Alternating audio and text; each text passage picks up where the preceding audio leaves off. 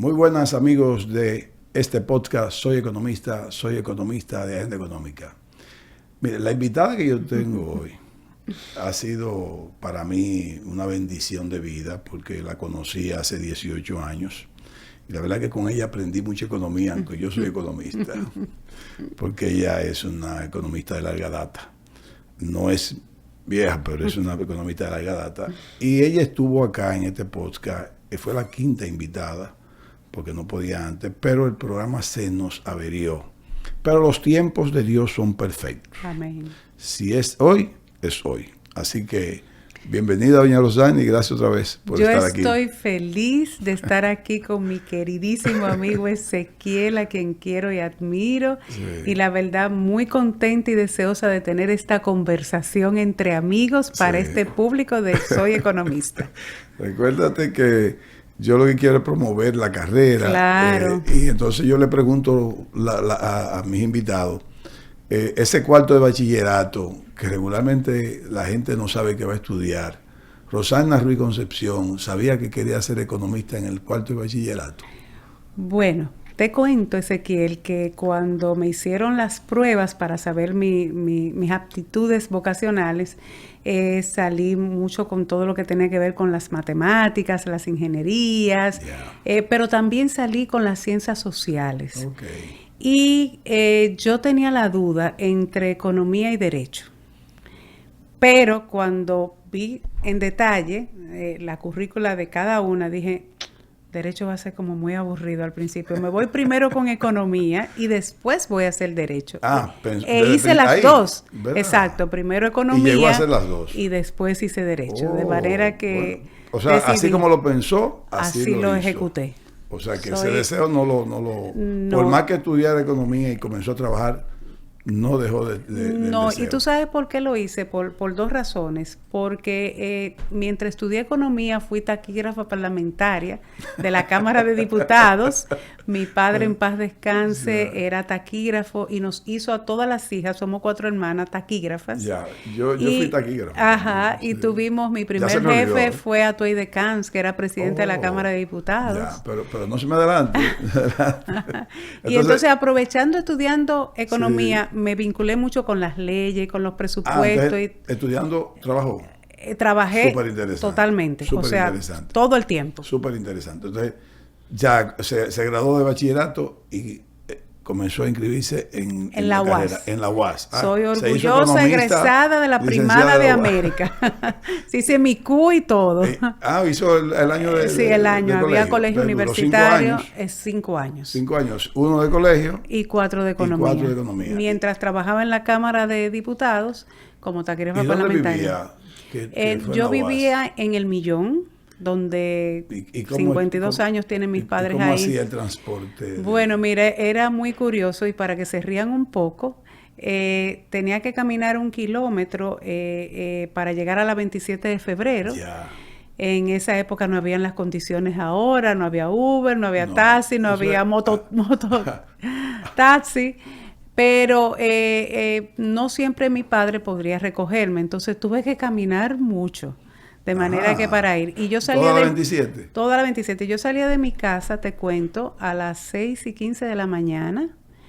Me iba al trabajo, me llevaba mi comida, mi almuerzo, y regresaba del trabajo, me iba a la universidad y regresaba a las 11 de la noche. Y yo subía el alma mater hasta la 27. Cogía un carrito hasta la 27 y ahí sí de noche me esperaban mis padres. Ok. Entonces, comenzó a trabajar, inmediatamente comenzó a estudiar. O sea, comencé ya estaba a estudiar. Trabajando. Yo comencé a trabajar a los 3 meses de empezar a estudiar. No me digas. O sea, eso. Primero comencé, soy matrícula 79 de la UAS. Eso. Y entonces comencé. Pero te quiero decir para que se rían un poco, que yo tenía un novio cuando empecé a estudiar en la UAS, que su mamá le prestaba el carro. Pero mis padres me decían, nunca se puede montar en el carro del novio. Y él iba despacito por el alma mater en el carro y yo caminando despacito. Mis hijos me dicen, no, mami, nunca pero... desobedeció a los padres. No. Nunca desobedeció a los padres. Bueno, en ese sentido, no. No respeté. Pero bien. Era muy cómico eso. Es como para protegerla. Exacto, pero yo caminando y él despacito en el carro. ¿Y por qué él no se desmontaba y caminaba? No, Bueno, vamos a eso. hablar de esos 4 años Sí. de economía en la Sí. UAS. ¿Cuáles fueron, si se quiere, los profesores que más incidieron en Rosana Ruiz para ser Sí. licenciada en economía? Porque Exacto. siempre hay profesores que son muy especiales, como son especiales en la vida Claro. profesional de un estudiante. Que te marcan. Sí. Mira, a mí me dio introducción a la economía Julio Urbáez, que era el director Ay, de la sí, escuela. sí. Y la verdad que qué bendición, porque la visión y la formación de esa primera introducción fue fundamental. Massa Zavala, ¿te acuerdas Creo de la que introducción Julio a la está pensionado de economía? la UAS, Sí, sí. está Sí. pensionada, con el libro de Massa Zavala, que era Sí, venezolano. sí. Y entonces, pues yo cuando di la introducción dije, pero mira, convencida de que era mi vocación. Okay. Tuve profesores Se sintió identificada que decidió bien. totalmente, una ciencia con fundamentación matemática, ¿Y cuánta- estadística, pero social, ¿Y cuántas materias le dio con el Julio? ser ¿Es una humano. sola? Él solamente me dio introducción. Okay. Después tuve de profesores, por ejemplo, a Mangual, Fernando Oh, Mangual en Fernando Cuentas Mangual, Nacionales. Sí, que estuvo en una planta. Exactamente. Arismendi Díaz me dio Arismendi, también, el señor que sabe exacto, mucho de de seguridad social. y todo. También tuve de profesor que fue quien me llevó después al Banco Central, Opinio Álvarez. Sí, claro, Me dio, con sí, Opinio, Moneda y Banca, claro, con el libro de Moneda y Opinio, Banca. sí. O sea que tuve profesores, América Bastida me dio econometría, que es una ecuatoriana que está casada con otro profesor que me dio economía de desarrollo. Susana Gámez me dio doctrinas económicas. De manera que yo me siento como egresada de la UAS muy bien formada. Y de ello, ¿cuál la decía Rosana? Mira, tú tienes este potencial, tú dedícale un tiempo más a esta materia. No hubo esa... Sí, mira, efectivamente por mi trabajo de taquígrafa, que tenía que tomar notas y redactar en tercera persona, tenía facilidad. Digo, en el Congreso se trabajaba hasta las 2 de la tarde, ¿verdad? Sí, y de ahí yo me iba. Tenía facilidad en la redacción y en la expresión también oral. Entonces, cada vez que levantaba, yo siempre levantaba la mano, yo siempre quería opinar, o sea, me dejaba sentir en el curso. Ya. Entonces, nunca se quedó callada. Nunca me quedé callada. Me gustaba el debate, era muy estudiosa. Ese Marx, el Capital, me lo leí, ya tú sabes, ¿verdad? Que tuvimos que leerlo en la UAS. y entonces, pero con Opinio Álvarez, yo te voy a decir que me dio clase.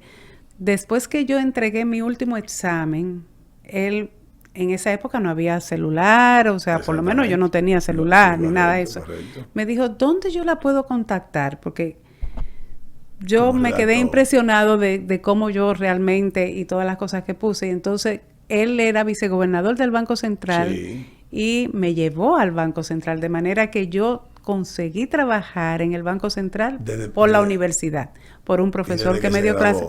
Ya había terminado, estaba haciendo la tesis, pero... ¿Y qué anécdota hubo entre un profesor y usted agradable, lógicamente? Sí, mira, tuve también en cálculo a Amadé Serrano, yo no sé, los que estudiaron en la UAS, era el director de matemática.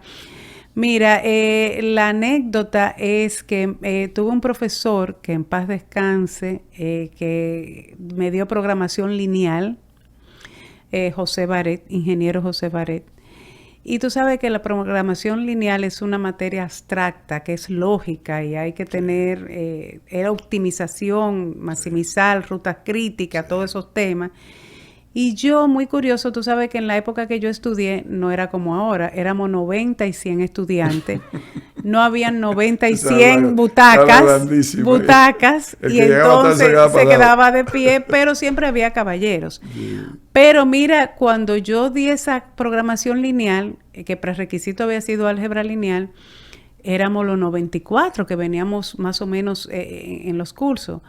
Y cuando yo veo que el primer parcial llega, Ezequiel, yo nunca había visto publicada 0. Y sí, ese profesor publicaba 0. Como tú comprenderás, tú podías retirar 0 nota. 0. O sea, él nada más ponía un único problema en el examen. O te lo sabías o te quemabas. Ya. O sea, ahí era 0. 0. Sí. Entonces yo, cuando pasó el primer parcial, que tú todavía tienes chance de retirar, y yo voy a la... ¿Y sacó 0? No, yo pasé. Saqué esa materia, fue de las 4 que pasé. No, yo no saqué 0. Entonces, pero cuando yo voy a la clase, a la próxima, después del primer parcial, Sí. éramos 16 de 94. Sí, claro, porque los otros sacaron 0. Y yo dije, pero ¿cómo va a ser, Dios mío? Entonces ya la obra estaba demasiado grande para ustedes. Demasiado. Y entonces yo me acerqué un día a él y le dije, profesor, mire, usted es excelente, todo, pero siempre, y yo que soy hija de una maestra, decía que cuando todos los alumnos se quejan, algo hay que pasar, usted es muy rígido, usted tiene que ser un poquito más flexible, y realmente me dijo, no, yo soy psicorrígido y me califico así, de manera que aunque me quede con un estudiante, ese es mi ritmo. Y yo, bueno, aquí muero. Pero fue ¿Y cuánto así. pasaron finalmente? 4 pasamos de los 16. O sea, de los 94. Quedamos 16, pasamos 4. Dios mío. Ya tú sabes que él nada más dio ese semestre, porque hubo quejas que se... Sí, claro, que no puede ser. Exactamente. No o sea, ser. esa materia, después dio otras a otras ¿Y él la daba carreras. bien? Excelente, pero con un nivel que no era la Nivel de nivelación exigencia muy que fuerte. tenía. Él Sí. era egresado de la Pontificia. Tú sabes que en la UAS también en la parte de nivelación no es estándar. Sí. Tú tienes personas que vienen de colegios, vienen de otra formación, pero muchos vienen de liceos, de la interior. Correcto. Entonces, hay un tema de nivelación en ese momento que yo estudié. Y esos 4 estudiantes que pasaron, ¿se quedaron ustedes con esos 3? Sí, nos quedamos. ¿Se quedaron en alguna relación entre ustedes? O sea, Sí. ¿se sorprendieron? ¿Salieron a beber? Sí. No, eso fue. Celebramos recientemente los 40 años de graduados. Ajá. Sí, Pues mantenemos un grupo en qué promoción bien, de economía. Qué bien. Y otro cuento también que tengo es que tú sabes que el colador de los economistas es la econometría, Sí, que es la correcto. función de Sí, matemática, economía sí, y estadística. correcto. Y entonces nos las dio América Bastida. Y yo tenía un compañero que era me llevaba 2 años. Y yo decía, pero ¿por qué tú estás tomando? Me dijo, esta es mi tercera vez que tomo econometría. Digo yo, Dios. Este es el colador. Qué persistente. Sí, pero... la pasó ahí. Exacto, claro. No, yo no quemé. No, él. Sí, la pasó con la tercera, pero necesitó asistencia. Ya. O sea, lo ayudamos muchísimo entre el grupo. Okay. Pero sí la logró pasar ahí esa vez. ¿Tiene un grupo de esa graduación? Sí. ¿De cuánto ese grupo? Ese grupo somos de los que estamos como 70, vemos, ¿Cómo? o 60, más o menos. ¿Pero de economistas No se o graduaron, de estudiantes? O sea, ¿qué hicimos en el grupo? Hay de los que terminaron en el ciclo, de otros que terminaron un poquito más, pero que como quiera dimos materias comunes. O sea, que debe haber como 3 promociones en ese grupo. ¿Y los 70 son economistas? Son economistas, sí. Pero y ahí está Iván Jo, está por ejemplo, está Nelson, que fue de presupuesto. Ya. Nelson, está también, hay articulistas que escriben, Carlos Cuello, Leonor Pérez, hay muchísimos que han tenido, por ejemplo, Leonor Pérez fue alta funcionaria del Banco Central, de manera que es una promoción muy, muy buena. Y entonces, ese en la UAS había tesis o monográfico en esa época. Tesis. ¿Cómo fue su tesis? Mi tesis fue el impacto de los acuerdos del Fondo Monetario Internacional, si eran recesivos o no. Entonces, eso cuando el Fondo Monetario era más fiscalista.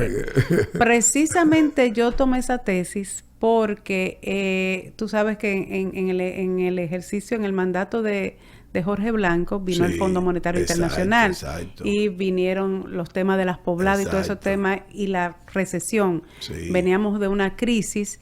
Y entonces yo dije, esto hay que estudiarlo, vamos a ver cómo es. Y ahí fue mi tesis. ¿Qué año fue la graduación? La graduación, yo terminé la tesis. La graduación fue en el 84, el término de la tesis, pero la graduación fue en el 85. O sea, presenté la tesis en el 84. Exacto.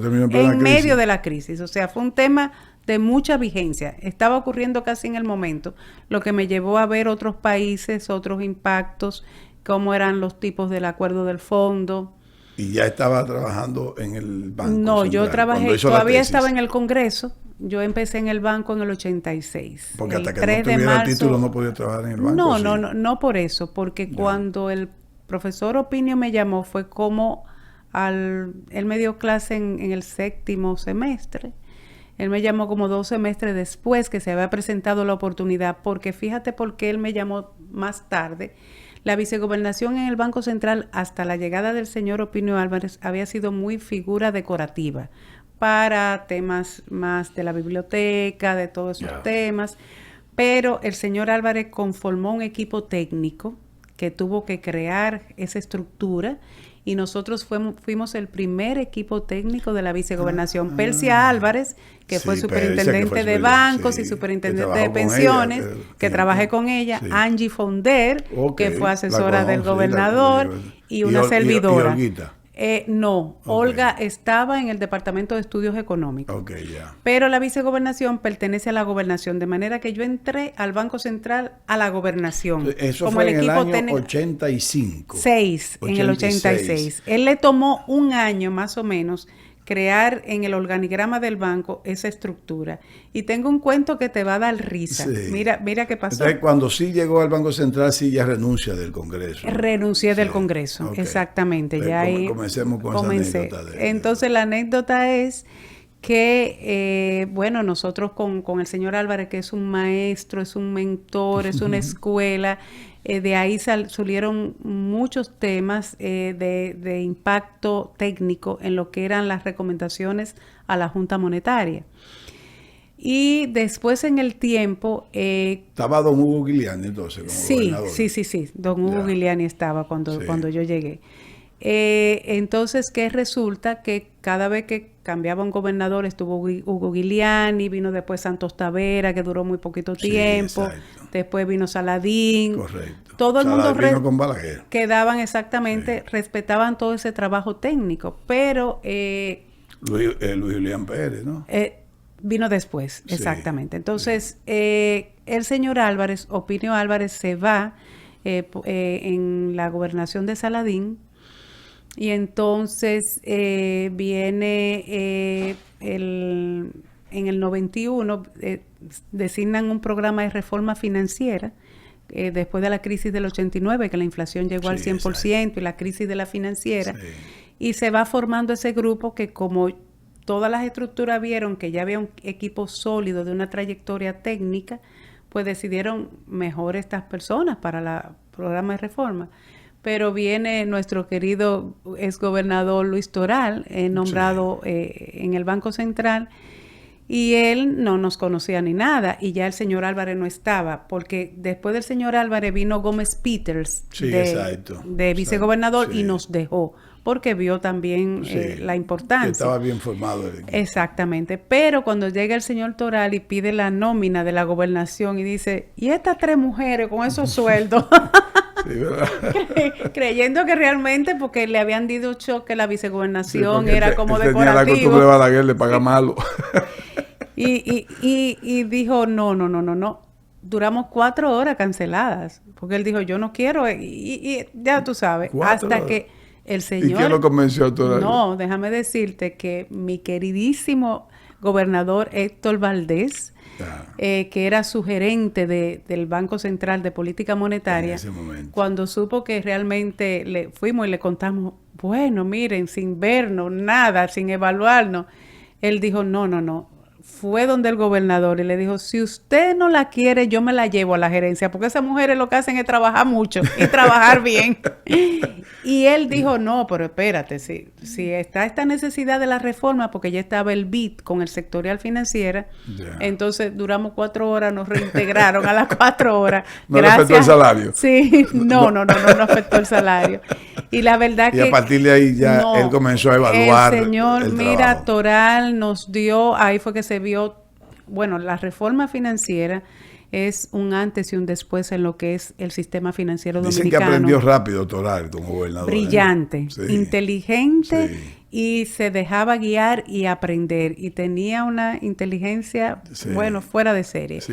En esa época de su gestión fue que se quitó la selectividad del encaje legal. El encaje legal, usted tenía que llevar en ese momento, si era cuenta corriente, de cada 100 pesos tenía que llevar 50 al Banco Central. Imagínate lo ineficiente que es eso. Pero no solo eso, los 50 que te quedaba tenía que prestar 5 al arroz, 3 a la habichuela, 4 al maíz. Pero si yo no tengo demanda de crédito, tengo que hacer eso. Se eliminó esa selectividad que era ficticia porque los inspectores después llenaban ellos mismos que se fue 3 al maíz. Nadie... Exactamente. ¿Qué se hizo en la época también de Toral? Se quitaron los topes de tasa de interés y se liberalizó la tasa que sea oferta y demanda. Se crearon las primeras normas prudenciales. Por primera vez se puso en diciembre del 92 la solvencia. Pero eso Basilea, se puso en su gestión. Dentro del programa de reforma financiera. Todo eso dentro del programa de reforma financiera. Sí. Con él se hizo el primer Código Monetario y Financiero, sí, que recopiló en un solo texto la ley monetaria, la ley orgánica del Banco Central, la ley general de bancos. Con él también lo que hizo fue respetar todo ese trabajo que venía haciendo ese cuerpo técnico. Exactamente. Y fue mucho lo que se hizo. Que era muy bueno. Ahí estaba Reyes Santos, estaba Don Héctor, Luis Manuel Piantini. Era un equipo de primerísima. Sí. Entonces, con él, después que hicimos la reforma y todas las medidas, él habló con el presidente Balaguer y le pidió que el mismo equipo que diseñó toda la regulación de la reforma pasara a implementar el nuevo enfoque de supervisión. Entonces, en tiempo de Toral fue que prestaron a don Héctor Valdés Albizu al Banco de Reserva. No, él no fue prestado, él fue pensionado y Balaguer lo nombró como administrador. Y entonces él consiguió que Persia fuera nombrada superintendente de bancos. Sí. Entonces Angie, una servidora y 58 técnicos más cruzamos prestado a la superintendencia de bancos para implementar el nuevo enfoque de supervisión bancaria, que en ese momento era meramente contable. Y en el Banco de Reserva. Exactamente. Sí. Y el señor Valdés en el Banco de Reserva. Sí. Entonces ahí, y fue una comedia también, Ezequiel, cuando llegamos en la de banco. A la superintendencia de bancos. Cuando nosotros llegamos, imagínate. En la super de banco. Sí, el Banco Central, nada que ver, todo en su sitio. Cuando llegamos y esa gente... Ahí no había nada. No, se sentaban y los sillones se caían para atrás. Y no había nada, no había condiciones físicas. Era del cielo a la tierra. De los 58 que cruzaron con nosotras 3, 40 se devolvieron esa misma tarde. ¿Ya ustedes estaban en la torre o todavía estaban en el edificio viejo? No, estábamos en la torre, sí, exactamente, sí, pero nada que ver a lo que pasa de la torre ahí. Con decirte que el ascensor nadie se montaba porque tú te quedabas. Bueno, la suerte que eran 3 pisos. De Trujillo, exactamente. Sí. Y la verdad que duramos 4 años prestada. Y ahí fue que se hizo la primera evaluación de los deudores, que también te tengo un cuento muy chistoso. ¿Qué trabajo? Duraron 4 años en la super de banco trabajando. Y todo, sí, ahí fue que se implementó de tope a tope. El reglamento de evaluación de activos. La primera vez que República Dominicana, la banca, evalúa los deudores, empezamos por los 30 mayores deudores, fue en el 93 que salieron las normas bancarias, la primera. Correcto, así es. Y se creó el primer catálogo de cuentas que hoy todavía existe. Se creó un registro de tasadores, un registro de auditores, la publicación de los estados financieros. ¿Trabajaron ustedes? Ese equipo trabajó. Se modernizó toda esa parte. Y cogimos, evaluamos el personal con una firma chilena. Y nosotros, previo a ir al Banco Central, a la superintendencia de banco, el Banco Central nos mandó a un grupo a México, a Chile y a Bolivia, e hicimos un mix de las mejores superintendencias de esos 3 países. Entonces tuvimos consultores chilenos y mexicanos y bolivianos. Y por ejemplo, la central de riesgo, cogimos el modelo de Bolivia. La parte de formación de los inspectores en la calidad de activos, chileno. Y en la parte de gabinete de análisis financiero, México. De manera que hicimos fueron tratando de hacer exactamente lo mejor de cada cosa, de cada país. Lo mejor que tenía cada país, ustedes asumieron. Asumimos esa parte. Pero nosotros, ¿qué hicimos? Cuando se evaluó ¿Cuántas horas trabajaban ustedes? Bueno, duramos 5 años sin coger vacaciones. Dios mío. Trabajábamos 12 y 14 horas diarias. amanecimos muchas veces. Y la verdad que fue muy retador porque ahí se hizo el programa de liquidación de entidades.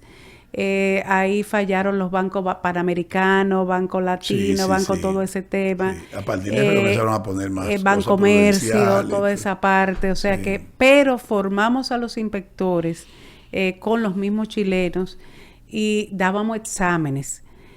Pero lo más curioso es que cuando nosotros llegamos, nosotros no conocíamos a mucha gente. Entonces, era una evaluación objetiva de esa firma de chilenos que iba a identificar del mismo capital que estuviera ahí, los que se iban a quedar. Porque había una nueva estructura. Que sea una evaluación muy técnica, simple y llanamente. Sí, mira lo que pasó, que los exámenes eran duros. Tú sabes cómo son los chilenos, tienen un nivel. Y un día los chilenos se quedaron en el ascensor. Y ellos, auxilio, entre dos pisos. No lo querían auxiliar. No, y los inspectores, quédense ahí, que ustedes han dado mucha agua que beber. Ay, Dios mío. Hasta que no llegó a nosotros, no salieron los chilenos del ascensor. Por los exámenes tan duros que daban. Sí. Pero no lo quisieran sacar. ¿Y cuántos técnicos eran? 2 técnicos se quedaron ahí hasta que nosotros supimos y dijimos... ¿Y cuánto tiempo duraron? Duraron como sus 25 o 30 minutos ahí. Y la gente, y lo malo era que... No se vengaron. No, porque ellos no oían. Ellos oían la voz, pero no veían, porque se quedaron entre 2 pisos, porque eso era de la época de Trujillo. Que debo hacer un reconocimiento aquí, señores, y el trabajo que ha hecho nuestro querido superintendente Alejandro Fernández en el sentido no solamente de toda la revolución en capital humano, en tecnología, en un plan estratégico de clase mundial, pero también unas instalaciones físicas y tecnificadas adecuadas a los nuevos tiempos. Comenzó con esa parte, lo que pasa es que hubo una interrupción a partir de que él salió de la Superbanco. Pero tenemos una superintendencia y un enfoque de supervisión basado en riesgo que tenemos que sentirnos orgullosos. Cuando termina la Super de Banco, vuelve al Banco Central. Sí, pero fíjate lo que me pasó.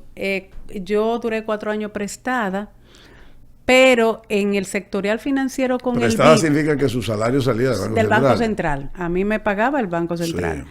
Pero de la Super se había ejecutado todo. Del sectorial financiero, el BID dio $100 millones en la reforma financiera con una matriz de condicionalidades de cumplimiento. Tienen que sacar las normas prudenciales, tienen que sacar la norma bancaria, tienen que profesionalizar la Super. Había un elemento nada más, un componente que no se había ejecutado, por lo cual, si se ejecutaba, el país podía desembolsar los $30 millones restantes. O sea, ya habíamos tomado 70 de los 100. Pero ese componente que faltaba era el siguiente. Adivina a quién mandaron. Tú sabes que el Banco Nacional de la Vivienda en ese momento era como un pequeñito banco central para las asociaciones de ahorros y préstamos. Ellos tenían el encaje legal de las asociaciones de ahorro y préstamos. Tenían la normativa y la supervisión para las asociaciones, para el sistema mutualista. Entonces, nada más y nada menos, yo tenía que ir a desmontar, a devolver el encaje al Banco Central para que todo el encaje del sistema financiero estuviera donde debería estar en la política monetaria, a desmontar a los inspectores para que solamente hubiese una única supervisión y a desmontar la regulación para que solamente la Junta Monetaria fuera un único regulador. Cuando yo llego al Banco Central, que siempre mi rango ha sido asesora del gobernador, trabajé con 5 gobernadores, una bendición, pues cuando yo llegué, yo no conocía a mucha gente, ni la nueva gerente la conocí ahí. Pues nada, yo fui con una encomienda. A los 5 días yo recibí un pasquín en mi escritorio. Si usted cree que usted va a venir con su ínfula de asesora, hacer del BNB un departamento del Banco Central, se equivoca. Sí, anónimo. Sí, anónimo. Usted es declarada no grata aquí en el BNB. Bueno. Si se le pincha una goma, usted y la gerente van a tener que bajar. Y yo, Dios mío. Bueno. Pero mira, duré 2 años, del 96 al 98. Bueno, pero los mexicanos lo pasaron peor, ¿eh? Pero los chilenos, no, los chilenos el testimonio que tengo que decirte es que, los lazos técnicos y de amistad, las lágrimas mías y de los colaboradores cuando tuve que volver al Banco Central, realmente se desmontó todo en amor y paz. El BNB creció. ¿Lo aceptaron? Se lo aceptaron, se fortaleció. Ahí fue que el presidente Leonel Fernández capitalizó por un estudio que hicimos. Ahí desmontamos todas las asociaciones que no estaban, ahí desapareció la hipotecaria, la central, todo. Todo se hizo de una manera ordenada, simplificada, y la verdad que, mira, la gloria sea de Dios. Sí. Entonces, de ahí me llama un día el señor gobernador que estaba en el Banco Central, me dijo, hay otro tema. Héctor. Ya don Héctor, sí. Él volvió en el 94. 94-2000 fue. Exactamente. Exacto. Bien. Entonces, yo en el 98, o sea, yo duré 93, 96 en la Super de Bancos, 96, 98 en el BNB. Y en el 98, él me llamó y me dijo que había que hacer una evaluación con Banco Mundial para sacar los fondos FIDE Infratul, que en el concepto quedaban como desprendibles, porque esos fondos de desarrollo que se habían formado para apuntalar Infratul fue el fondo para el turismo que en Puerto inició Plata. Con Luis Manuel Piantini. Exactamente, para Puerto Plata. Esos fondos eran contradictorios, porque si tú, por ejemplo, tienes que tener una política monetaria restrictiva y recoger, y por el otro lado está desembolsando préstamos, hay una contradicción. Correcto. Entonces, dentro de la reforma, eso quedaba como un desprendible, esos fondos. Yeah. Entonces, la naturaleza era que esos fondos pasaran al BNB. Efectivamente pasaron al BNB. Entonces me tocó del BNB, duré 9 meses en Definpro, que ya era la fusión de FIDE Infratur, evaluando cómo hacer ese proceso de mandar los activos al BNB y los pasivos de los préstamos multilaterales que se habían dado para esos desembolsos, quedaron las pérdidas cambiarias en el Banco Central. Entonces, en el 2000 ya llega un nuevo presidente. Viene Fran Guerrero Prat. Sí. ¿Se queda usted en el Banco Central? Mira lo que pasa. Cuando vuelvo al Banco Central, en el 98, me pusieron en 2 grupos de trabajo, además de Definpro.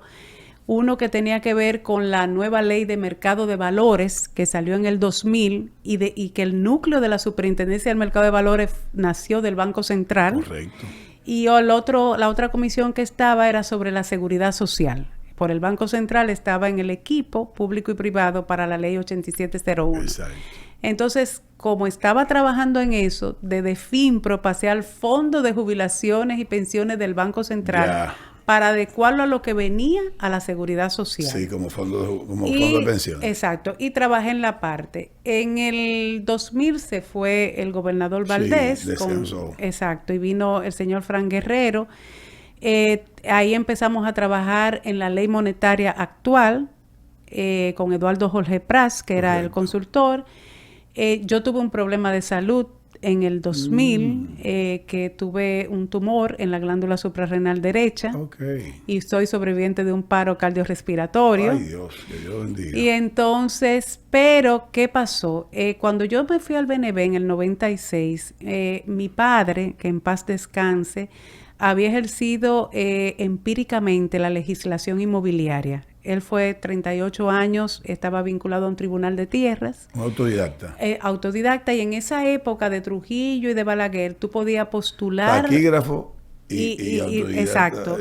Podía postular en legislación inmobiliaria sin ser abogado. Sí, claro. Exactamente. Exacto. Entonces, él, una Biblia andante. Él siempre había soñado con ser abogado. Y cuando yo supe de lo de la tercera edad, yo dije, no, esta es la oportunidad. Y entonces 2 hermanas nos pusimos con mi padre a estudiar Derecho en la tercera edad. Ahí fue que yo hice Derecho. En la UTE. En la UTE, exactamente. No me diga. Y déjame decirte... Los 3 estudiantes iban en su aula. Exactamente. Y él tuvo que dar matemáticas porque a nosotros nos exoneraron la propedéutica. La ayudó. Usted ayudó a su padre. No, hubo que darle las matemáticas 101. O sea, tuvo que hacer logaritmo, todo. Y aprendió así. Y se graduó magna cum laude. No. Sí, brillante. Y su tesis sirvió para la nueva modificación de la ley de legislación inmobiliaria. se tomó mucho de eso. Y entonces cuando le hicimos la fiesta, primero quiero decir lo que puso en su dedicatoria. Él le puso a la dedicatoria a su descendencia que su principal legado era que siempre persiguieran sus sueños, no importa cuándo lo iniciaran, y que nunca es demasiado tarde. Sí. Y que siempre sacaran su mejor versión. Así es. Y tuvieran el esfuerzo y el coraje para lograrlo. Sí, sí, sí. O sea, que le dejó la vara bien va a alta. ser un cocinero que sea el mejor mejor. cocinero. Sí. Pero él lo hizo, se graduó a los 65, Increíble. Pero realmente no era para hacer nada. Pero bueno, cuando yo vi ese esfuerzo, yo dije, no. Y yo en el 2001, aunque en paz descanse, Fran Guerrero me dijo, no te vayas, no te vayas. Me pensioné del banco con 38 años, la pensionada más joven del Banco Central. No me diga eso. Y me fui del Banco Central. Yo duré del Banco Central fuera 2001 al 2004. En esos 3 años yo formé una oficina de abogados. Okay. Y entonces yo iba a buscar trabajo para mi padre en los bancos en bienes adjudicados y no podía estar en el Banco Central. Claro. Y hoy por hoy él murió va a cumplir 3 años, en paz descanse, y hasta su muerte estuvo trabajando en muchos casos. Pues yo tengo que dar un testimonio. Sí. Y me engranojo. Sí. Yo conocí a su papá y desde que lo conocí me vio como un hijo. O sea, así era él. O sea que... Así es. Sí. Y entonces, así es de corazón. Entonces, sí. Él realmente ejerció, fue exitoso, y yo, como hice la oficina para tener el fronting de que él pudiera desarrollar, yo en esa época, como ya era economista y abogada y tenía toda la experiencia en todas las legislaciones económicas y regulación, licité en varios proyectos del BID y del Banco Mundial y recorrí muchos países de América Latina, porque me ganaba todas las licitaciones porque concursaba como economista y abogada. O sea que en un solo consultor tenían los 2 temas. Sí.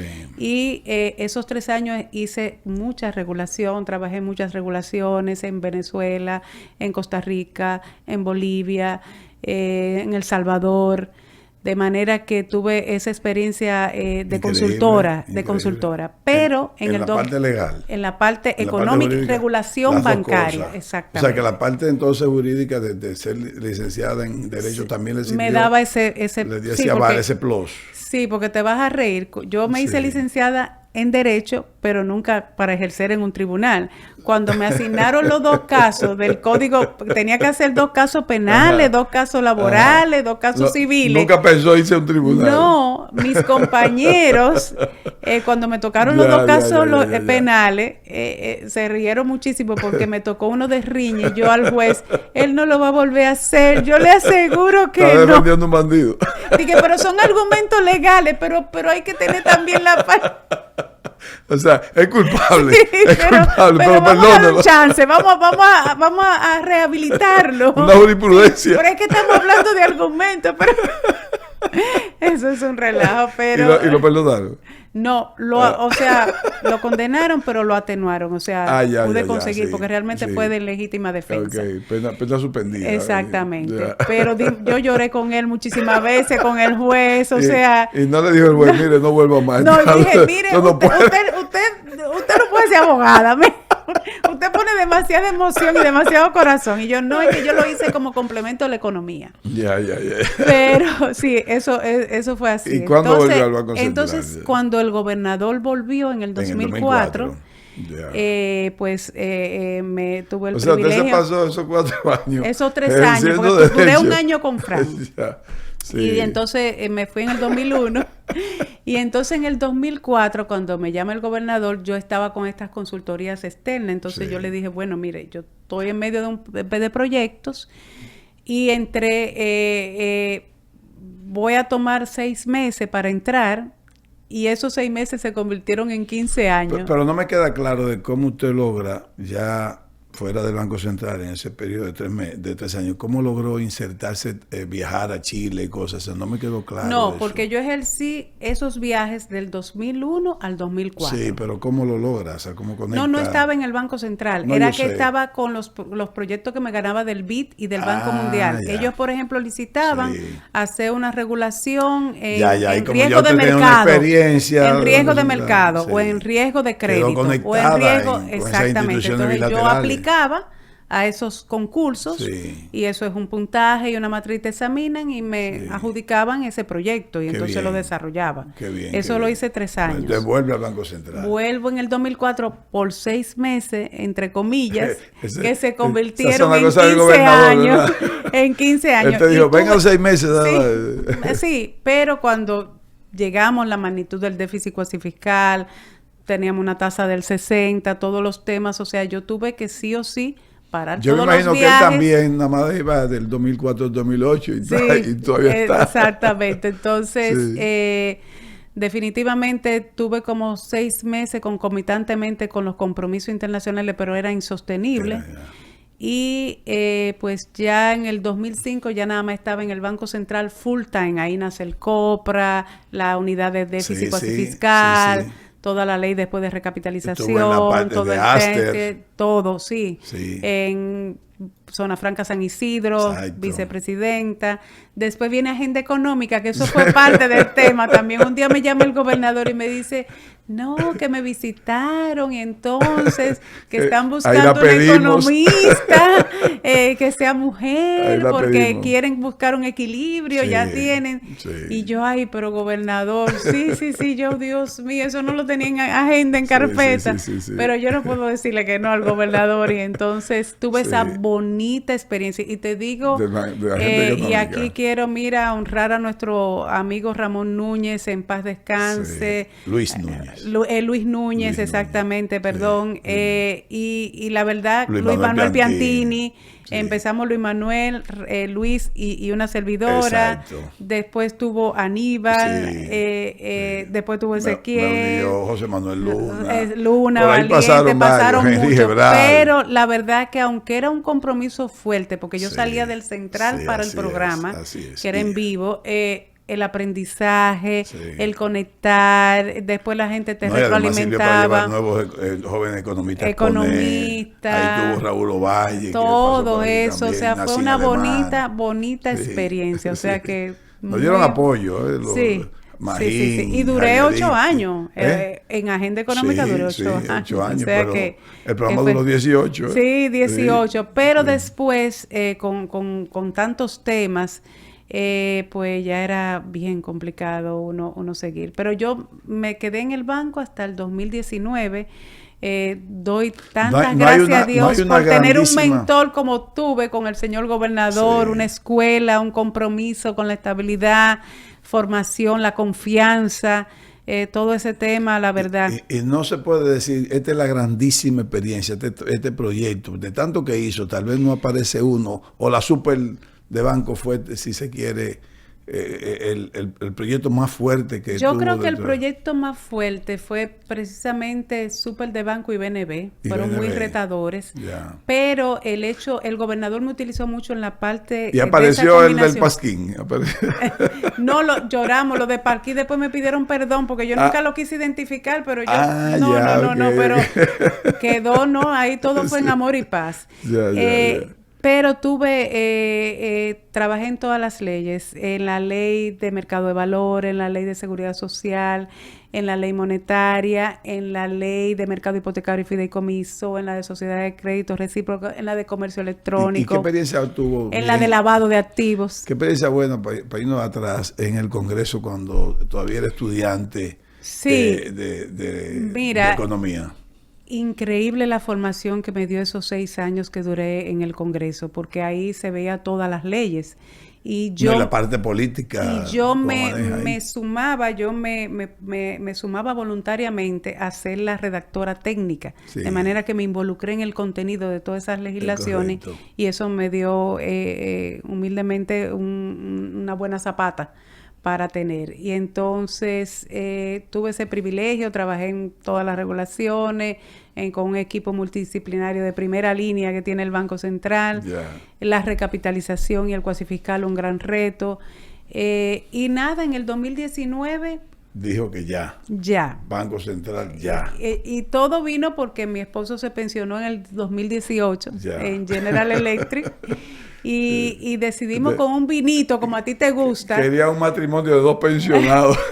No, decidimos, bueno, hacia adelante, ya que hemos trabajado tanto, ¿qué queremos? Y escogimos cada continente, seleccionamos 30 destinos que queremos saborear, disfrutar sin bastón. ¿Cómo va eso? Bueno, de los 30 van 6.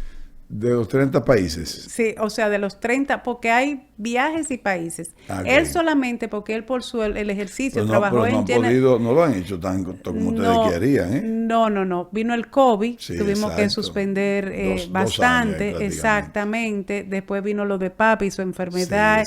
Ahora yo iba a China en octubre y estaba todo listo, todo comprado, y mi madre estuvo en Corazones Unidos y yo lo suspendí. O sea, la vida, la dinámica de la vida. Pero están ahí. La vida como está. Y entonces yo cuando me fui del Banco Central, que ya tú sabes que no fue fácil para irme, pero me pude ir el 30 de junio del 19. ¿Cómo convenció al gobernador?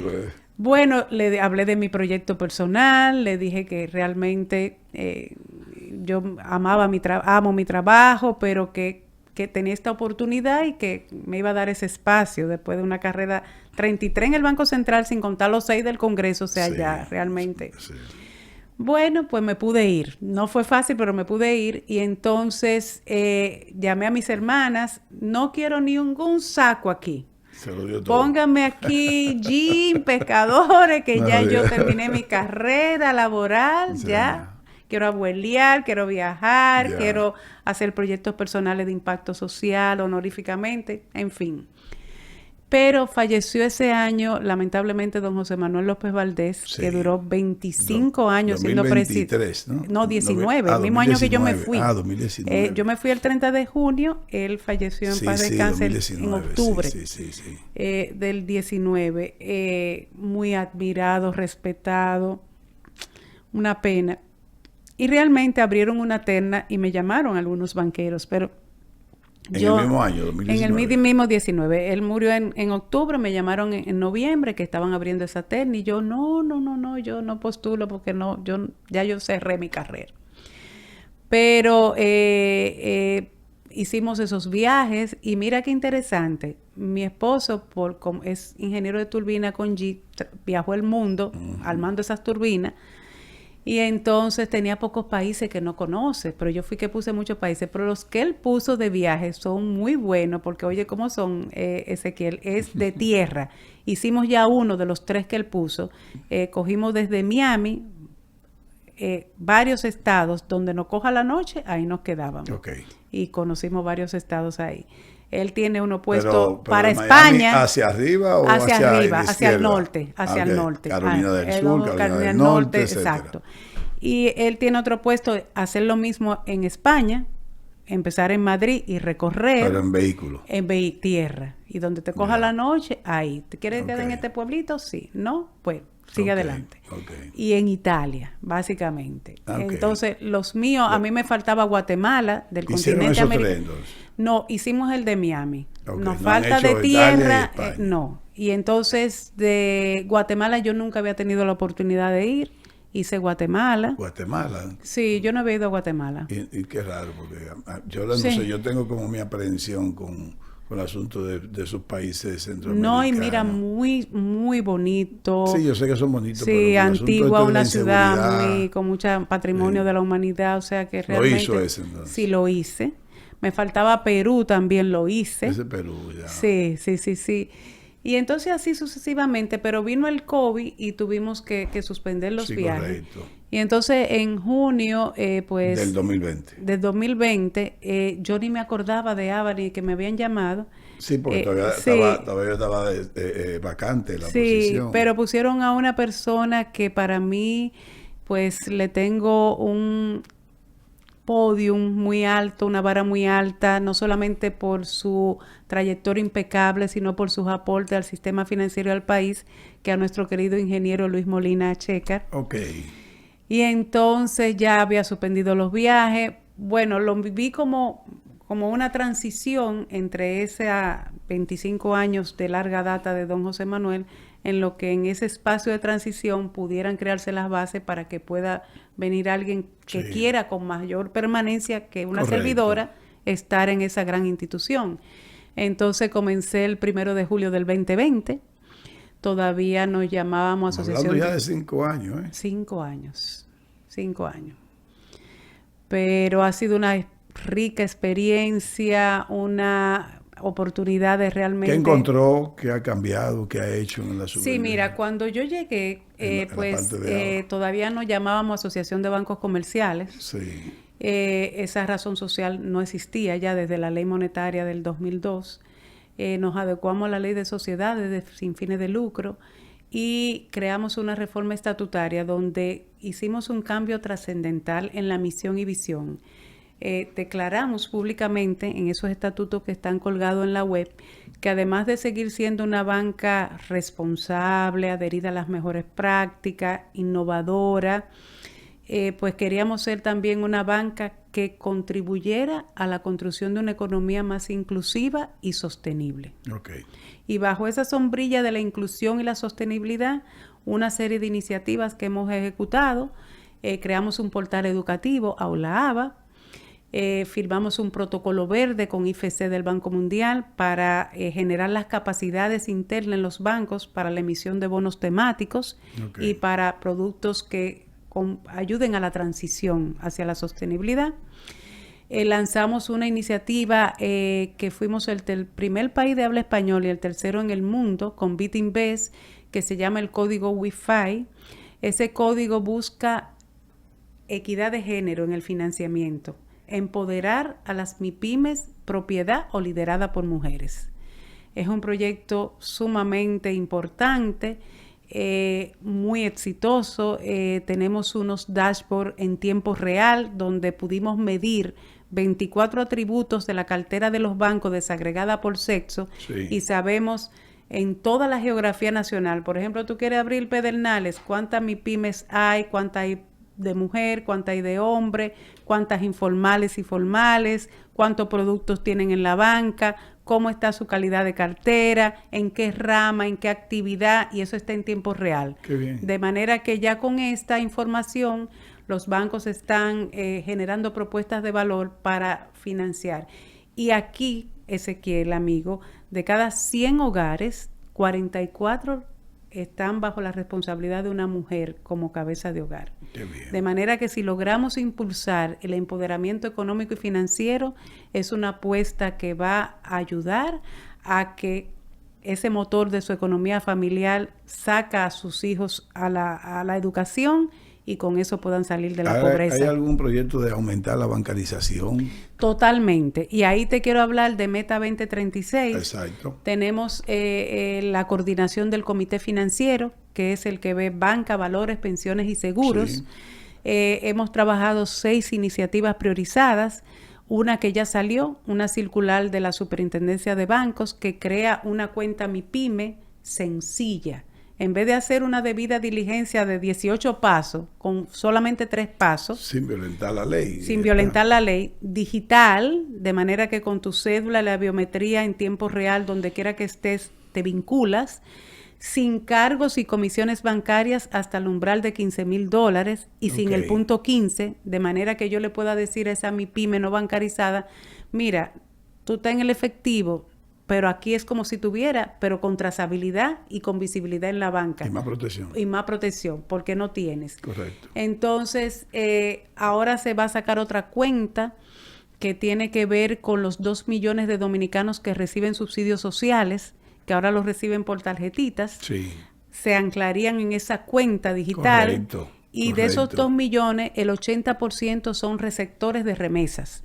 De manera que si logramos bancarizar esa parte, que tengan cuenta, se pudiera digitalizar 100% el envío de remesas. Y no solo eso, duplicar y potencializar, porque ahí tendrían visibilidad de hacer un ahorro programado, correcto, de aplicar a una tarjeta, a una vivienda potencial social, todo eso. Claro. ¿Qué estamos haciendo para bancarizar? Generamos un score de data alternativa para no bancarizados con TransUnion de Colombia y con el pago del celular, el pago de la energía, del agua, de la basura, el domicilio, el perfilamiento e-commerce, claro, increíble.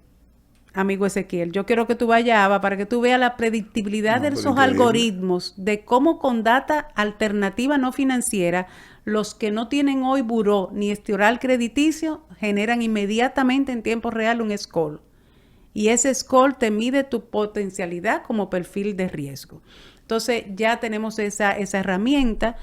Tenemos también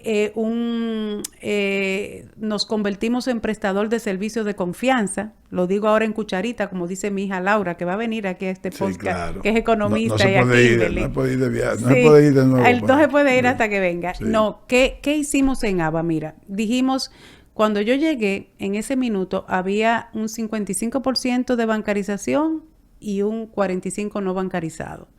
Hoy hay un 67% de bancarización. Pero ¿qué hicimos? Mira, 2 frentes, educación y digitalización. ¿Por qué? Porque lo que está afuera es mi pyme y eso es muy retail. Y el costo-beneficio de una banca tradicional, de mandarte un oficial físico a Pedernales, a Dajabón, los números no dan. Tenemos que hacerlo digital. Sí. Totalmente. Entonces, ¿qué hicimos? Dijimos, mira, nosotros tenemos un valor agregado que no tiene ningún gremio en este país. Tenemos 3.1 millones de usuarios que si yo tomo esa masa crítica, puedo abaratar los precios. Yo había trabajado en la Ley de Comercio Electrónico y mi tema de tesis de derecho fue la fuerza legal de la firma electrónica en materia bancaria. Oh. Y esa tesis yo la hice con la ley modelo de Naciones Unidas. Por eso me pusieron en el equipo país que hizo la Ley de Comercio Electrónico desde el Banco Central. Entonces yo decía desde el Banco Central, pero ¿por qué que no se masifica la firma digital si eso existe desde el 2002? Y eso te permite que lo que se hace físico pueda migrar a lo digital con seguridad legal tecnológica. Cuando llegué a ABA, Dios me puso eso en bandeja de plata y digo yo, vamos a implementar esta tesis. No. Entonces nos conectamos a la Junta Central Electoral, aplicamos a Indotel y tenemos la licencia como ente certificador. Pero ¿cuál es nuestra diferencia con respecto al mercado? 2, nuestro flujo es 100% digital. Tú no haces nada manual. Tú y yo me conecto a los bancos y a otros intermediarios por API, que son interfaces, sí, de manera que todos esos certificados digitales que tú ves con nuestra infraestructura, la mayoría, pero no sale ABA, sino que el cliente interactúa en los canales transaccionales que elige el banco. Entonces, logramos que lo que cuesta $45 en el mercado, que es primero logramos la fricción de que es híbrido. No, el nuestro es digital. Tú ves un QR, está en Pedernales, está en Nueva York, en Madrid, porque tenemos alcance a la diáspora, somos EIDAS Compliance. Tú te vinculas, en 2 minutos te creo la identidad pasándote por todas las listas de prevención. Puede ser uno de diáspora que habla. Pues, totalmente, porque nos fuimos a EIDAS Compliance para llegar a los 2.9 millones de dominicanos. Entonces, nada más tienes que tener una cédula o tu pasaporte dominicano, te vinculas y en 2 minutos yo te genero una identidad digital inequívoca conozca a tu cliente con el PLAF. Y en la nube emito un certificado, te doy una clave, tú haces tu clave privada, yo tengo la clave pública y cada vez que tú tienes que firmar un contrato, tú haces con tu credencial privada, tú haces un llamado a API del certificado y pones un clic y ya está firmado. No. Entonces corrimos la primera hipoteca digital, los esposos en New Jersey, el banco BHD, la fiduciaria BHD y la constructora RISEC, por 1.25, sin ellos ir a un consulado, sin ir a un notario, sin viajar, nada, compraron una casa en Santo Domingo, hicimos todo el proceso digital, pero ¿qué pasó? Hicimos todo, hasta que llegó el minuto de pagar el 3% de transferencia. Ahí con 2 lágrimas tuvimos que parar el flujo digital, imprimir y ir a la DGI a pagar el 3% y a comprar un sellito que está desde cuando Trujillo de 10 pesos y 50 pesos y ponerlo y volver y montar el flujo digital con la jurisdicción que está lista. Con esa disrupción no hay forma de masificar con alcance a la diáspora esa hipoteca digital. Lógico. Entonces ahora bajo Meta 2036, ahora en finales de enero, principio de febrero, comenzamos un piloto donde ya se cierra el pago de impuestos. Ya estamos por API con la DGI, de manera que cualquier dominicano va a poder abrir una cuenta en la banca, una cuenta de corretaje, comprar un seguro, comprar una casa, sin moverse donde quiera que esté. Puede estar hasta en la luna, si tiene una cédula y un pasaporte. Y el flujo... que la ABA está inmersa en el 2036. Totalmente, porque somos el coordinador de la mesa del comité comité financiero que tiene que ver con todo lo bancario, con todo lo de valores, con todo lo de pensiones, de ese plan completo. Entonces, eso, Ezequiel, va a mover la aguja completamente, porque de la medida que los bancos ahora empiecen y los desarrolladores, porque Acoprovi está en el proyecto, a poner QR y se puedan vender vivienda turística, viviendas sociales, abrir cuenta con esa facilidad por $1.25, realmente eso te mueve toda la estructura. Interesante. Eso va a ocurrir ya. Tengo una inquietud. Ajá. Si la pregunta es incómoda, sabes que no es mi intención. Sí. La parte de la informalidad. Sí. ¿Cómo pueden, qué han pensado sobre eso? Mira, porque te voy a resolverlo. contar. Te va a encantar, porque mira lo que tenemos. 4 iniciativas tenemos. Primero, la cuenta digital va a ayudar mucho a la parte de que ya tú vas a tener una trazabilidad. Sí. Pero abrimos una mesa con la DGI hace 2 años y nosotros, ¿qué tenemos? Creamos una propuesta que hoy reposa en la Consultoría Jurídica del Poder Ejecutivo. Es una propuesta de monotributo. Con un solo pago, las MIPYMES van a poder honrar seguridad social e impuestos. ¿Y cómo lo hicimos? Tomamos con facturación electrónica, la MIPYME va a caer por su nivel de ventas brutas al año en un nivel de monotributo. Se va a inscribir por una única vez en un registro digital por la DGI y va a dar una autorización única para que con el banco de su preferencia ese monotributo se pague o con débito a cuenta o con una tarjeta de crédito o de débito. De manera que como se pagan los gimnasios, se paguen los monotributos. Eso tiene 7 categorías de monotributo hasta que converge con el régimen simplificado. Sí, correcto. O sea, tú vas creciendo, te va tocando otro monotributo. Sí, porque te va tocando. Entonces, ¿eso qué va a permitir? 2 cosas. Va a permitir que tú no tengas que dar 18 pasos y que tú no tengas problema de flujo de caja. Si tengo que pagar el ITEVI el 20 y me entra el ingreso el 25, paso una tarjeta. Si no tengo que buscar un contador porque genero la factura electrónica y ya me hace el link con el monotributo y ya yo autoricé a un banco que me debita como tú autorizas que te debite en el gimnasio.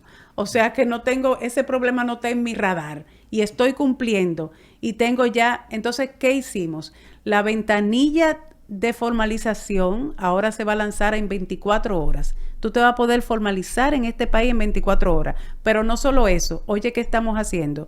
Con el Banco Mundial se está haciendo, con el MIC y el MAP,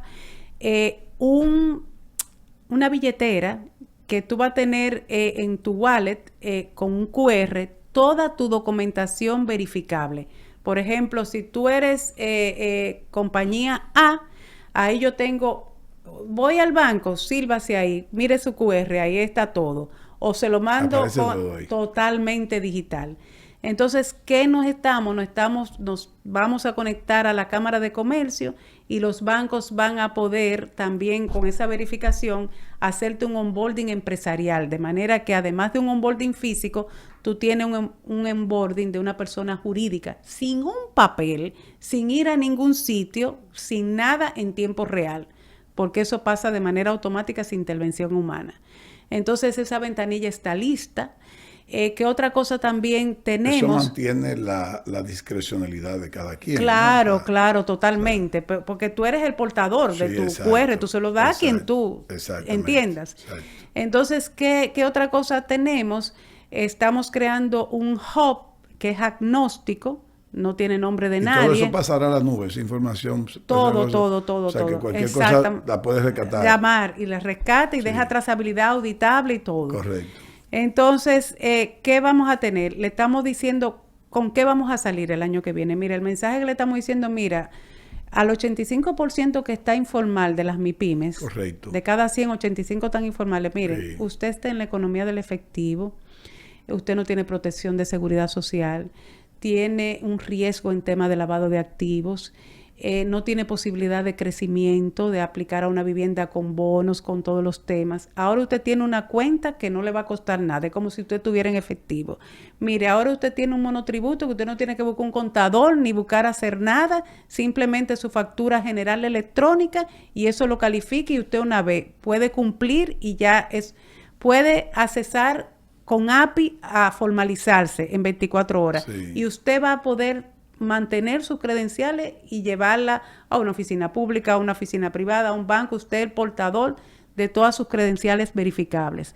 Usted puede tener este acceso y puede generar, y en ese hub, ¿qué vamos a tener? Es el paso a paso de bancarizarse.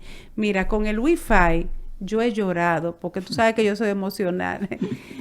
Reposteras financiando sus hornos de los bizcochitos en áreas rurales, financiándose con tarjeta de crédito. No me diga eso. Pudiendo coger un leasing a 60 meses, claro, cuota, capital, intereses. Esos costos altos de la tarjeta de crédito. Pero es que no saben que está eso, no hay información porque están en la informalidad y no les llega la data. Claro. Entonces, también son los temores que tienen.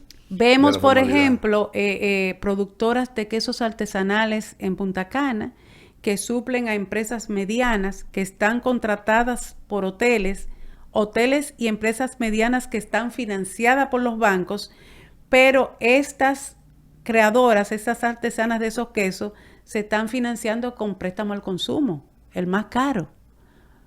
Tienen certidumbre de pago de la factura con la empresa mediana que le pague el hotel. Sí. Pueden hacer factoring y lo queremos hacer en blockchain, en DLT, para que sea fraccionable. De manera que ese hub lo que va a trabajar en la demanda para llevar la información y rutas desde cero hasta que tú llegues a exportar, acompañándote paso a paso en ese viaje, en esa parada hasta donde tú quieras parar, el cielo es el límite. De manera que eso, ahí estamos trabajando con el BID, con Visa, con Mastercard, con la Super, el Banco Central, con la coalición. Está trabajando la Universidad de Purdue, Thunderbird también de Arizona, CAF, BCIE, eso va mucho a ser trabajo, revolucionario. Pero eso va a ser mira, tengo los datos por el lado de la oferta, ahora voy a trabajar la demanda. Y con Red Nacional de Noticias, sí, y después queremos ir a Corripo y a otros programas, estamos diseñando unas pequeñas cápsulas inspiradoras que lleven casos de uso de éxito, en pocas palabras, que motiven a toda esa... Tenemos también un renglón de economía del cuidado. Hay muchas microfinanzas y microempresarias que tienen una mamá, que tienen los hijos, que no saben tenerlo. No me diga eso. Sí, exactamente. Tenemos otro renglón de finanzas plateadas. ¿Qué significa? Finanzas plateadas es que en República Dominicana tenemos una ventaja todavía demográfica y es que el 63% tiene 35 años o menos. Ya. Pero... Yeah. Si rodamos las proyecciones al 50, cada vez vamos a tener menos jóvenes y más personas adultas mayores. Correcto. Entonces hay muchas personas de 58 años, de 60 años, que son sumamente valiosas, que pueden estar mix en la parte de un equipo que integre la parte nativo digital y toda la parte, pero que también tienen la madurez y la experiencia de haber pasado muchas cosas que le dan una visión holística de cómo manejar y nutrir. Entonces hay que abrir ese espacio. Entonces, en el lado de la banca, por ejemplo, mi chofer no calificaba para un préstamo hipotecario por su edad. porque no lo quería en la compañía de seguro. Y tú sabes lo que yo tuve que hacer, porque él no tenía vivienda. Y yo dije, no, él, con 68 años no tenía vivienda, la vamos a tener. Hicimos una estructura. Es que es difícil, sí. No, es difícil, sí. pero mira cómo lo logramos. Y eso es lo que queremos, que esas finanzas plateadas, que esas personas que están jubiladas y no le alcanza la jubilación ni para los medicamentos a veces, pero tal vez tienen una propiedad. Pero los que hijos no, sirven de garante, los hijos. exacto, pero no siempre. Pero Sí. si tienen un patrimonio hipotecario que no le da liquidez, pero tiene activo, tú puedas diseñar esos productos que le permitan tener mejor calidad de vida. Y como decía mi padre, en paz descanse, nosotros los padres somos administradores de bienes ajenos, no sabemos dónde va, quién es que va a administrar esos bienes. Claro. Pero mientras lo tengo también usufructo de calidad de vida, de todo ese trabajo que realizaron. Y entonces estamos queriendo que esa finanza plateada tenga un espacio laboral. ¿Cómo logró el chofer suyo? Mira cómo lo logramos. Él le lleva 10 años a la esposa. Cogimos los 2 hijos y presentamos el núcleo familiar. Correcto.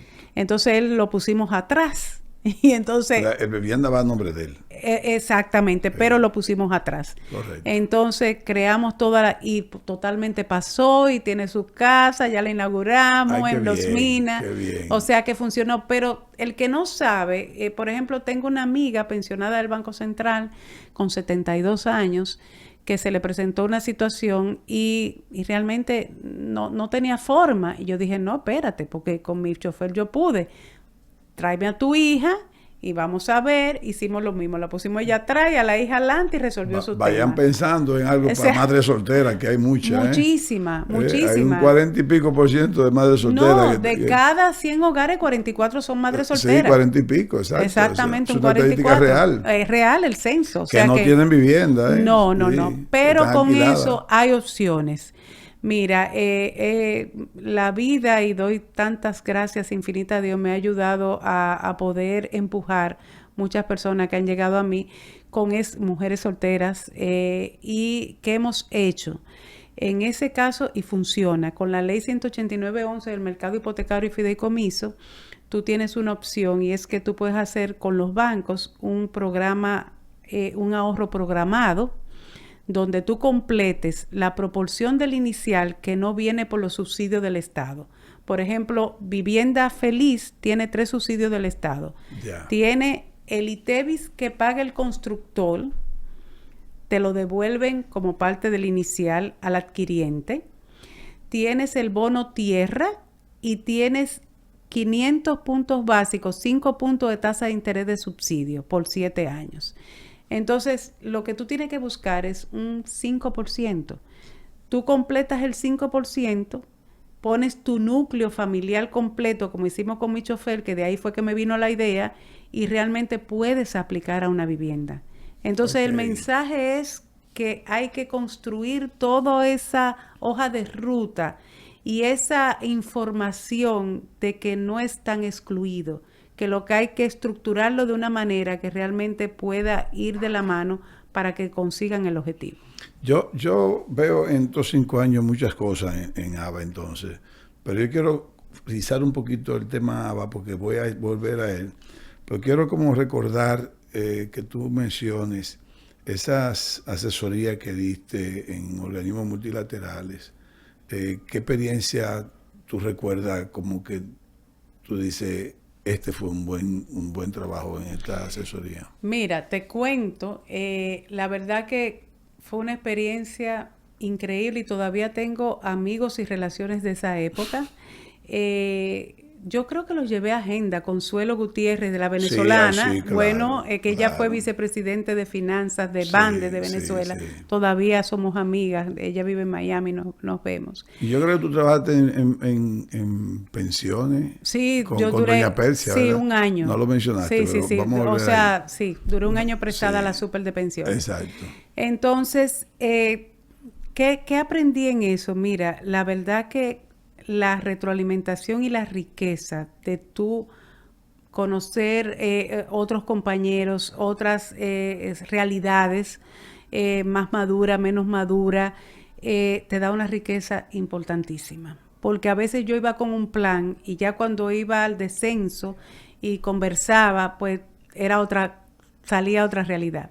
Entonces mi mayor motivación y mi mensaje era que se aprende de cada experiencia, se aprende mucho y todo es dinámico, nada está dado y rígido, o sea, hay que tener mente abierta y esperar. ¿Qué te cuento que me pasó en Bolivia? Exacto. Mira que me pasó en Bolivia era en La Paz, que tú sabes que son casi 4.000 metros sobre el nivel del mar.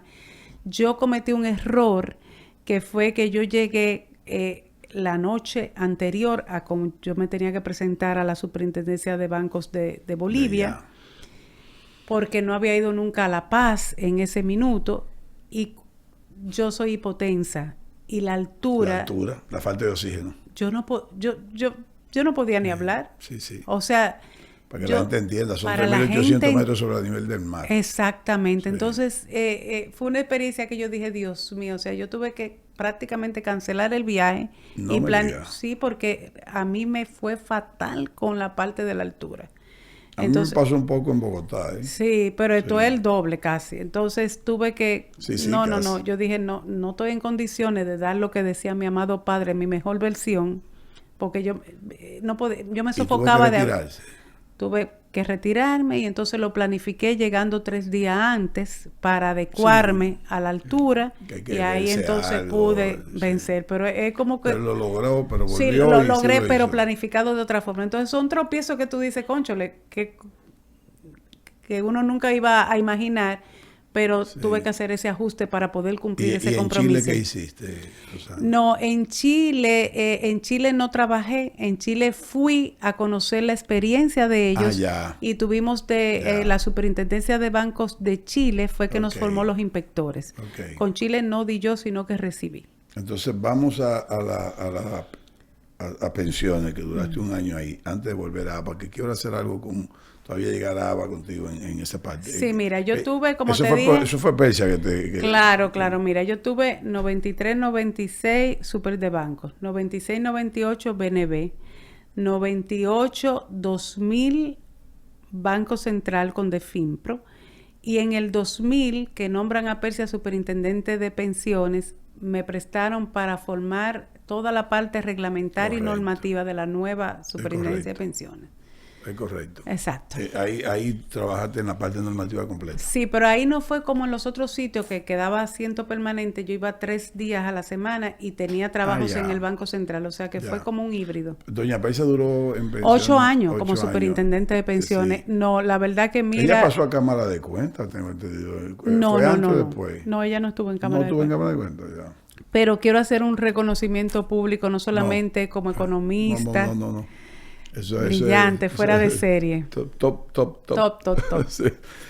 Vamos a ABA, porque en ABA tienen 5 años y esos 5 años como que ha hecho muchas cosas. ¿Qué te falta? Mira, la verdad que... Antes de tú irte, pues yo pensé que te vas a ir en algún momento. ¿Qué tú tienes de plan hacer más en ABA? Mira, yo pienso que el reto que me quedaría o que me gustaría culminar es hacer lo que te dije, el hub del Bancarízate paso a paso, del acompañamiento de información y educación y de facilidad de tú formalizarte, que es el hub que estamos armando. Entonces me gustaría dejarlo en funcionamiento.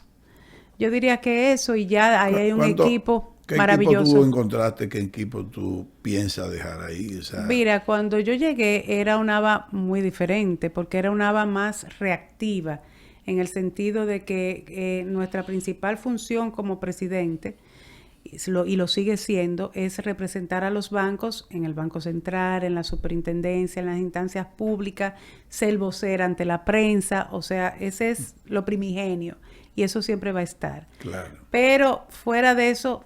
Tú sabes que tú me conoces que yo no soy reactiva, yo soy proactiva.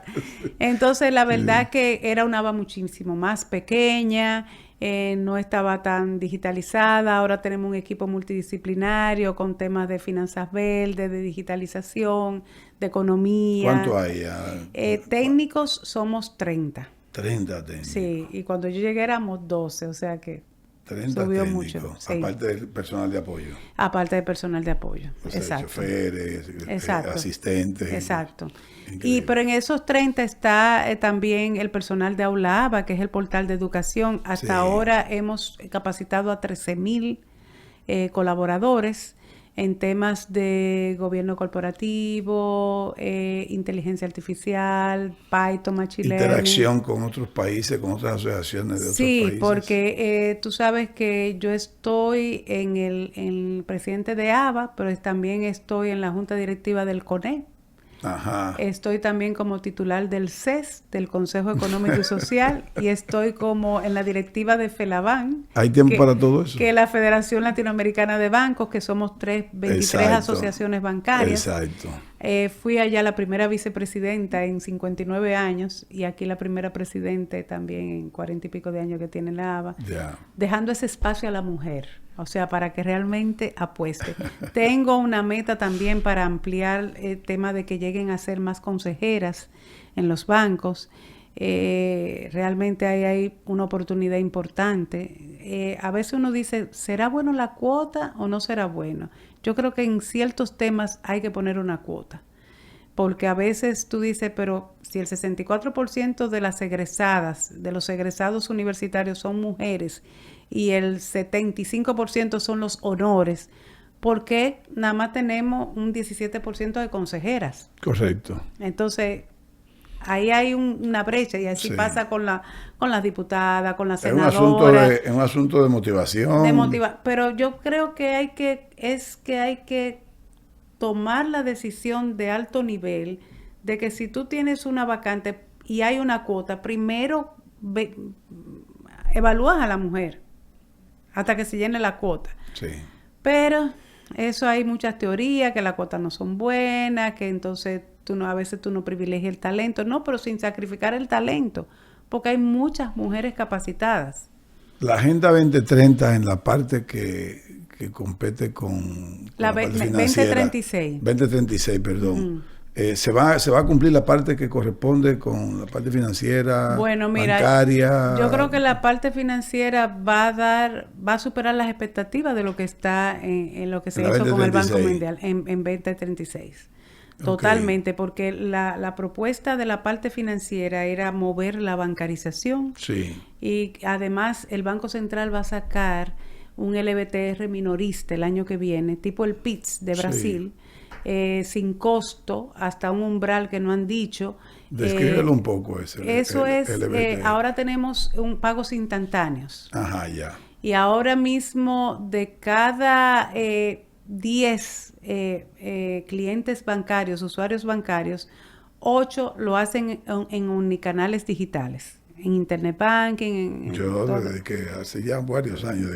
Tú no vas a un banco, ¿verdad? No. Y el cheque ya tú sabes que el cheque no. Eso no existe para mí. Exactamente. Entonces. Y que nadie me dé cheque tampoco. Yo 4 minutos, exacto. Bueno, el Banco Central va a dejar esos pagos instantáneos que ahora existen como alto valor, pero no ha dicho todavía el umbral. Y debajo de ese umbral va a sacar un pago instantáneo minorista para inclusión, donde te permite por alias, es decir, con el celular, con el teléfono, con la cédula, poder hacer pago un coquero a otro, pagar a la DGI, pagar todo. En 10 segundos va a pasar esa transacción con costo cero. O sea, no va a tener costo para ese umbral que define el Banco Central. Eso sale el año que viene. Es lo mismo que PITS. PITS logró pasar de una bancarización de un 63 a un 99% con ese pago instantáneo minorista, porque ya realmente tú nomás tienes que tener un celular. ¿Y quién no tiene celular en República Dominicana? Ese es tu alias que tú quieres poner, pasa dinero. Y la verdad te digo, mira, y quiero decirte, mi querido amigo Ezequiel, la inteligencia artificial, el blockchain y la computación cuántica cambió ya definitivamente, no que va a cambiar, no, ya cambió la forma en que hacemos las cosas y la gestión del dinero. O sea, Aquí quedan pocos años de efectivo en el mundo. Así es. O sea, vamos hacia una digitalización. Bueno, el euro digital sale en el 27. Exacto. Y Estados Unidos ya está trabajando. O sea, esto todo va a pasar a un ambiente digital. Lo grande del caso es que en el año 1982, Alvin Toffler escribió La Tercera Ola, hablando del dinero digital en el 82. Claro, se ha retrasado, pero eso se veía venir más tarde o temprano. Casi imposible. Es casi imposible. El papel moneda va a ser casi imposible. No. Casi imposible. Y es que mira, cada vez, imagínate, nuestros hijos, o sea, mis nietos, o sea... Sí. Yo conozco gente ya jóvenes, claro, sí. que no tienen dinero, o sea, no tienen dinero efectivo. Digo, No, para nada, sí. nada. O sea que ya realmente es una nueva realidad. Eso tiene también riesgos emergentes en temas de protección de data, de privacidad, de seguridad de la información, de ciberseguridad. La banca, te cuento que está invirtiendo miles de millones de pesos en dos áreas fundamentales, que son en todo el tema de transformación digital y en ciberseguridad y en prevención de lavado de activos. Porque también el ambiente digital pone grandes retos. No, y la digitalización va casi a anular la omisión. O sea, eso es parte de la ganancia. Claro, totalmente. Sí. O sea que... Rosana, tú comenzaste la universidad a los 17 años, 18 años. A los 17. 17 años. ¿Tendrá qué cantidad de años ahora? 63. Bueno, perfecto. Entonces estamos hablando de 46 años. ¿Está bien? Tiene 46 años, tal vez con algunas pausas, trabajando mucho, 2 carreras, madre, abuela, esposa, hija. En ese consejo largo que yo quiero, esa exposición larga, tú pensando desde los 17 años ya trabajando en el Congreso, te gradúas de economía, trabajas, logras graduarte junto a tu padre y a tu hermana de Derecho. Sigue trabajando, tal vez descanse dentro de 3 años, 2 años, 1 año. Eso piensas tú.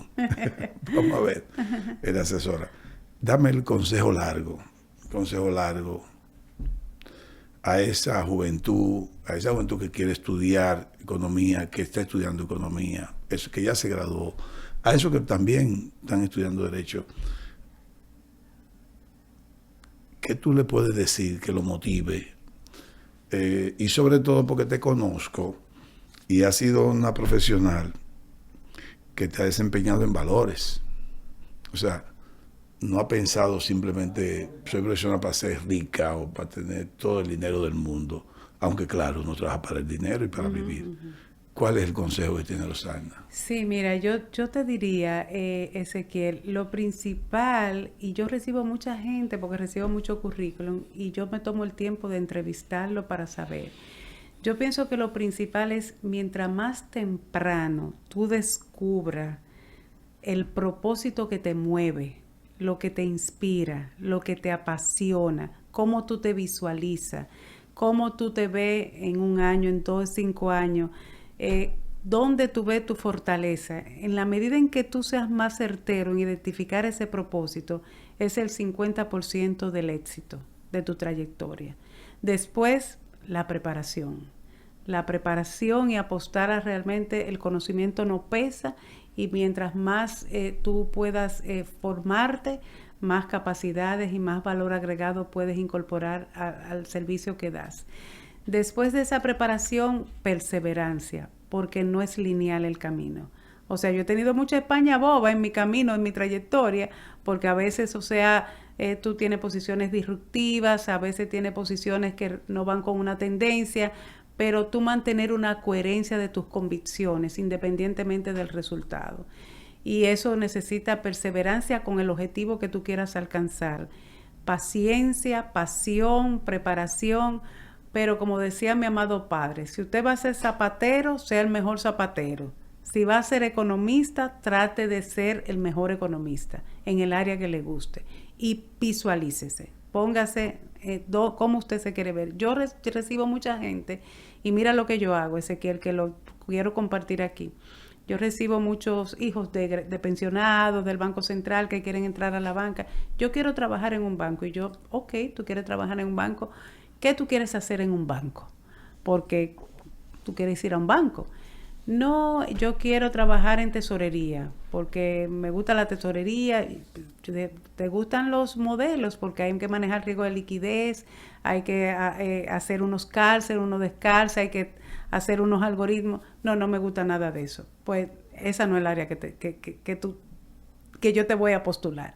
Entonces otro me dice, no, yo quiero trabajar en cartera de crédito, pero lo pongo a estudiar el reglamento de evaluación de activos antes de recomendarlo. No, esa no es mi área. Entonces ahí es que hay que detenerse, en identificar efectivamente qué te hace. Y señores, mire, lo que te apasiona, tú no encuentras que es un trabajo, tú lo disfrutas y te es fácil, se te facilita. Pero si yo quiero ser cantante y no tengo voz, me va a dar lucha. Pero si tengo voz y quiero ser cantante, me va a ser más fácil. Entonces, tomarse el tiempo, consultar con personas del entorno, con tercera persona. Mira, si eso me pone en conexión con personas, con servir a la gente y yo soy muy tímido, puede ser que sea otro. Yo tengo un sobrino que es brillante, economista, Jorge Bulnigal. Él es un economista, fue premiado en la Superintendencia de Bancos, especialista en Big Data y Data Science. Y él, por ejemplo, no le gusta la parte de público, le gusta estar back office en modelos y en cruce de grandes bases de datos, dando un altísimo valor para la toma de decisiones y no pasa nada. Tengo a mi hija economista, Laura, que la vocación hubiese sido que me sustituyera en el Banco Central y ella me decía, nunca yo voy a ir al Banco Central porque yo me moriría hasta 30 años en un mismo trabajo. Yo necesito conectar con las personas, conectar con la gente. Entonces, pero hizo una pasantía en el Banco Central. Hizo una pasantía y me dijo, mami, este no es no voy. Precisamente yo quise que la hiciera porque para que hay que identificar realmente. Exacto. Dónde que está lo que te mueve, lo que te inspira, lo que genera un sentido para ti. Lo que tú te sientes que no es, mira, y decía mi padre también, en paz descanse, siempre a sus 5 hijos, estén mal pago, bien pago o no pago, sello de excelencia y de valores. Lo máximo. Lo demás es secundario. Porque eso no te lo va a quitar nadie. Claro. Eso te quedas tú. Además es muy difícil no premiar la excelencia. Exacto. Es muy difícil no premiarla. Exactamente. Sí. Y también no ponerse techos. A veces las personas tienen la mente, y yo creo, le digo mucho también a mis hijos, una oración de Javes, ensancha tu territorio, mente abierta para aprender, para desaprender, para reenfocarte si te desviaste, no pasa nada, todos nos caemos, nos levantamos, y cada vez que nos levantamos pues tenemos una mejor versión de nosotros mismos. Consultar y abrirse, nunca aislarse, tener el compromiso también de que este es nuestro territorio, aquí que están nuestros hijos, nuestros nietos. En la medida que podamos poner un granito de arena, eso es un bienestar colectivo y eso debe dejar una huella. O sea que hay tanto por qué hacer que yo pienso que realmente, pero la motivación es qué te gusta. Por ejemplo, si a usted no le gusta cocinar, no quiere estudiar chef. Claro. No te pongo un delantal. Exactamente. Mencionaste la educación. Y la educación en República Dominicana viene, si se quiere, un poquito en bajada. Sabiendo yo que tú perteneces al CES y que representa la parte bancaria viaba, o sea, puede decir, no contesto, como digo yo. Siempre lo hemos hecho en Agenda Económica, siempre lo hicimos. ¿Qué vamos a hacer nosotros, los que tal vez tenemos medios, los que están dirigiendo instituciones, para acompañar no al gobierno, al Estado dominicano? Mira, para mejorar te voy a dar la una educación definitiva, que no ha salido públicamente, pero te lo voy a decir aquí. Nosotros firmamos un acuerdo con MINER y vamos a hacer un piloto con 500 jóvenes de los politécnicos en las familias de bachilleres de informática y desarrollo de software, de contabilidad y comercial, y de la parte de administración y áreas afines de negocios y emprendimiento. Van a ser 100 por politécnico, vamos a trabajar con 5 politécnicos y la idea es darle las herramientas que puedan hacer pasantías en los bancos y poder aspirar a una red de empleo juvenil que le permita financiar sus estudios universitarios. Y para eso nosotros hicimos una alianza con Coursera, que es una plataforma e-learning de clase mundial, sí, donde desarrollamos unas rutas de aprendizaje que no van a ser sustitutivas, sino complementarias a sus programas, pero ahí tienen habilidades de inteligencia artificial, de Python, Power BI, Tableau, STEM de manera transversal, inglés de manera transversal, de manera que ¿por qué lo hicimos así? Yo hice un levantamiento de cuáles son las áreas críticas de los bancos y, por ejemplo, en todo lo que tiene que ver con data science y big data, con ciberseguridad, con desarrollo de software, con modelos de negocio, con todo ese tema, aquí tenemos un porcentaje importante de extranjeros en muchas de esas áreas. Entonces, si tú generas una formación de esos bachilleres que salgan en esos politécnicos con esas capacidades que se requieren, pues tú le das la posibilidad de que puedan incorporarse más rápidamente al tren laboral y poder crecer y financiar. Y la banca gana porque en vez de tomarlo y durar un año formándolo dentro, ya lo tienen incorporado inmediatamente. Entonces, ese piloto comienza el año que viene. Vamos a ver qué sale. Cuando salga, voy a venir aquí a decirte qué pasó con ese piloto. Qué bien. Estamos muy entusiasmados porque queremos poner ese granito de arena para que después se diga, mira, esto se puede masificar, otras empresas pueden hacer lo mismo, Zona Franca pudiera hacer lo mismo, a Zona Ore los hoteles pudieran hacer lo mismo. Mira, a los bachilleres que terminan en turismo, en hotelería o en restaurante, yo puedo financiar esa parte, darle las habilidades y las habitaciones que están creciendo, ya yo tengo el público que va a salir ahí efectivamente.